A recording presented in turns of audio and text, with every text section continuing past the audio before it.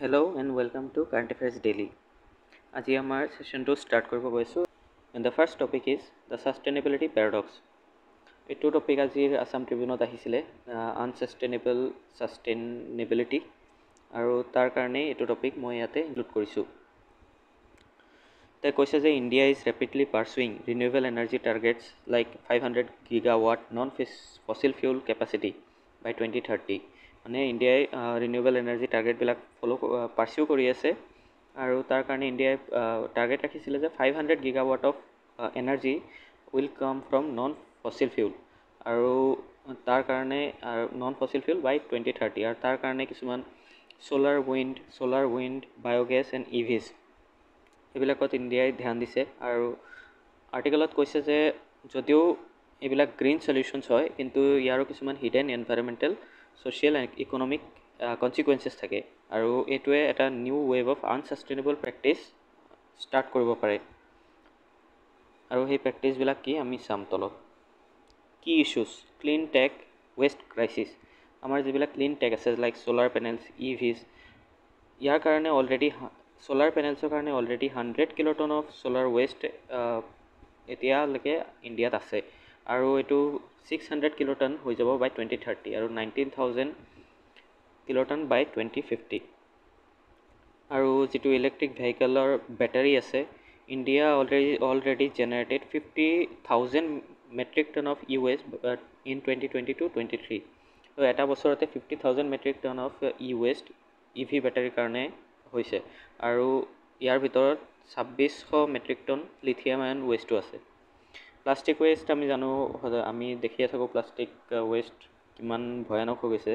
According to CPCB central pollution control board 34 lakh ton annually ইণ্ডিয়াই plastic waste produce কৰে আৰু ইয়াৰ ভিতৰত ছিংগল ইউজ প্লাষ্টিক এটা বহুত ডাঙৰ কাৰণ। পলিচি গেপছ যেনেকৈ EPR enforcement and extended producer responsibility এইটো বহুত উইক হয়। EPR মানে কি আমি অলপ পিছত চাম। আৰু নেক্সট হৈছে লেক অফ কোঅৰ্ডিনেশ্যন এক্ৰছ মিনিষ্ট্ৰীবিলাকৰ মাজত কোঅৰ্ডিনেশ্যন নাই ৰিগাৰ্ডিং লছ। চ' সেইটো কাৰণেও এটা ইছ্যু আহি পৰে। হিডেন চেলেঞ্জেছ কিছুমান আছে যেনেকৈ paper bags versus plastic bag যেতিয়া বেন কৰিছিলে তেতিয়া আমি ভাবিছিলোঁ যে পেপাৰ বেগছ ছেফাৰ হয় কিন্তু ইয়াত কৈছে যে production uses far more water energy and land.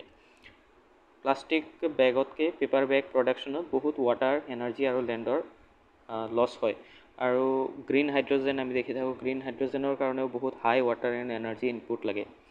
In Assam অসমত যদি আমি চাওঁ তেন্তে ৰুৰেল ছ'লাৰ কিটছ সূৰ্যঘৰ যিবিলাক যোজনা আছে তাৰ আণ্ডাৰত যিবিলাক ছ'লাৰ কিট দিয়া হয় তাৰো বহুত প'ৰ আফটাৰ চেল ছাৰ্ভিচ নিদিয়ে বা কোম্পানীয়ে ছাৰ্ভিচ বেয়াৰ নকৰে।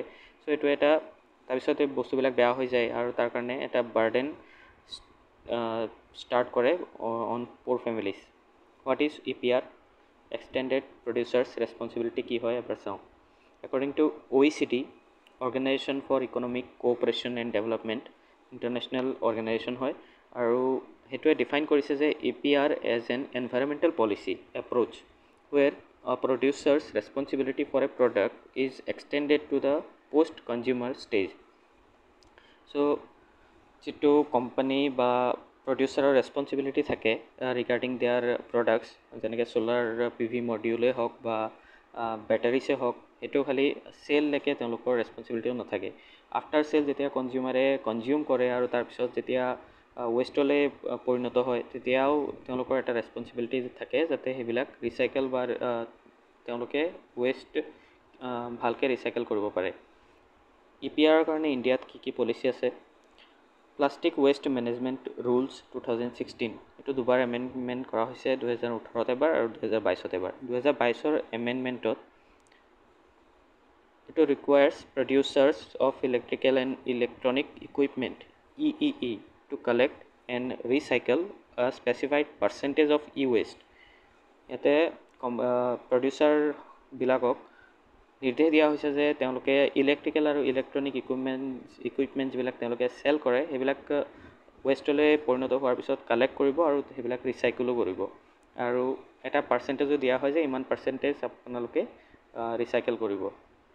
আৰু central pollution control board CPCB এইটো ৰেগুলেট কৰে আৰু EPR অথৰাইজেশ্যনো তেওঁলোকে কৰে।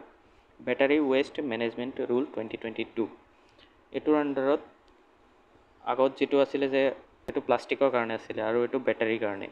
EPR for battery manufacturers including EV batteries আৰু পোৰ্টেবল অট'মোটিভ এণ্ড ইণ্ডাষ্ট্ৰিয়েল বেটাৰীৰ কাৰণেও ৰেগুলেশ্যন আনিছে।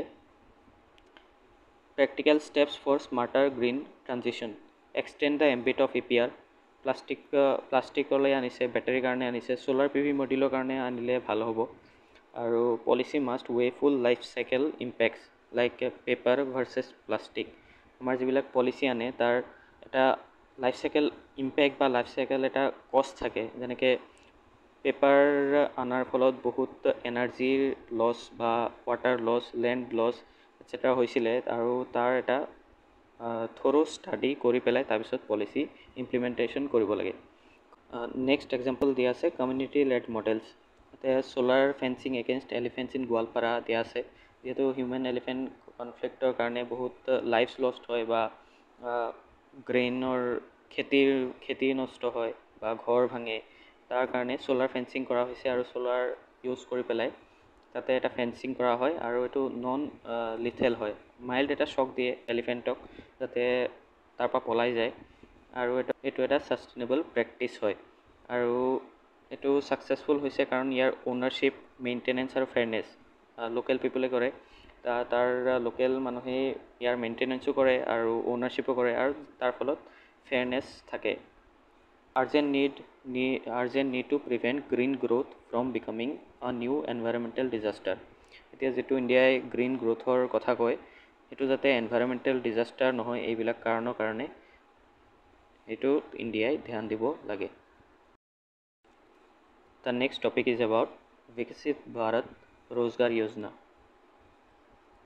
PMVBRY 2025 about introduced as flagship scheme under Employment Linked Incentive ELI scheme July 1ত এইটো লঞ্চ কৰা হৈছিলে। এইটো এটা ফ্লেগশ্বিপ স্কিম হয় under employment linked incentive. About ELI launched to incentivize formal job creation, support India's goal of becoming a $5 trillion economy, especially focused on employment generation.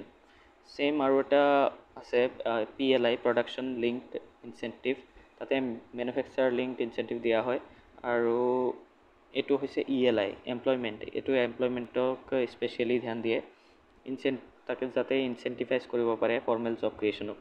আৰু ইয়াৰ কাৰণে বাজেটেৰী outlay দিয়া হৈছে 1 লাখ কৰোৰ টকাৰ আৰু incentivise creation of over 3.5 crore new jobs in 2 years। 2 বছৰত August 1, 2025 পৰা July 31, 2027লৈকে 3.5 crore new job create কৰা হ'ব আৰু তাক ইনচেণ্টিভাইজো কৰা হ'ব। Implemented by ministry of labour and employment. Ministry of labour and এমপ্লয়মেণ্টে ইয়াক ইমপ্লিমেণ্ট কৰিব। এবাউট PMVBRY ফ'কাছ থাকিব first time employees, manufacturing sector boost, formalisation of employment. যিবিলাক ইনফৰ্মেল ছেক্টৰত কাম কৰি আছে তেওঁলোকক ফৰ্মেলাইজেশ্যনৰ কাৰণে মটিভেট কৰিব আৰু ফাৰ্ষ্ট টাইম এমপ্লয়িজক তেওঁলোকে ইনচেণ্টিভাইজ কৰিব। মেনুফেকচাৰিং ছেক্টৰতো এটা বুষ্ট আহিব। চেণ্ট্ৰেল ছেক্টৰ স্কিম হয় মানে 100% ফাণ্ডেড বাই ইউনিয়ন গভৰ্ণমেণ্ট। ইয়াৰ কিছুমান ফিচাৰ্ছ থাকে। All employers and first time employees are eligible. Employer মানে যিবিলাক অৰ্গেনাইজেশ্যন বা এষ্টাব্লিছমেণ্ট থাকে আৰু তাৰ ফাৰ্ষ্ট টাইম এমপ্লয়িজবিলাক থাকে তেওঁলোকো এলিজিবল হয়। এইটো প্ৰাইভেট ছেক্টৰৰ কাৰণে। Employees must register using their Aadhaar linked UAN universal account number on Umang app. Umang এপত এমপ্লয়িজে ৰেজিষ্টাৰ কৰিব পাৰিব আধাৰ ইউজ কৰি পেলাই। Must be registered under EPF and MP Act 1952। মানে তেওঁলোকে employees provident funds and miscellaneous provisions act 1952ৰ আণ্ডাৰত ৰেজিষ্টাৰ কৰিব লাগিব, মানে EPFত ৰেজিষ্টাৰ কৰিব লাগিব। ইয়াৰ দুটা কম্পনেণ্ট আছে। Part A incentives for first time employees, part B support for establishments or offices. এতিয়া ফাৰ্ষ্ট টাইম এমপ্লয়িজৰ কাৰণে কি আছে, চেলাৰী আপ টু 30,000 লৈকে যাৰ চেলাৰী আছে তেওঁলোকক ওৱান টাইম ইনচেণ্টিভ অফ 3,000 দিব। চেলাৰী বিটুইন 10,000 to 20,000 তেওঁলোকক 2,000 টকা ইনচেণ্টিভ দিব ওৱান টাইম।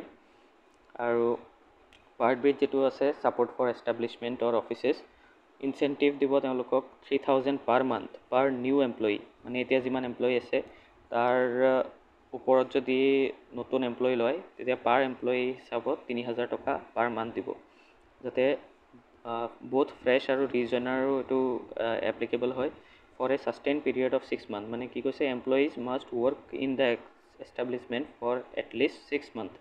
তেওঁলোকে 6 মাহ কাম কৰিব লাগিব সেইটো এষ্টাব্লিছমেণ্টত, তেতিয়াহে এই ছাপৰ্টটো পাব। ডিউৰেশ্যন থাকিব ইয়াৰ নৰ্মেলি 2 বছৰৰ কাৰণে দিয়া হয়, কিন্তু যদি মেনুফেকচাৰিঙৰ ইণ্ডাষ্ট্ৰি থাকে বা এষ্টাব্লিছমেণ্ট থাকে তেন্তে এইটোত 4 yearsলৈকে ইনচেণ্টিভাইজ কৰিব। এইটোৱে আছিলে আজিৰ দুটা টপিক, আৰু থেংক ইউ ফৰ ৱাচিং।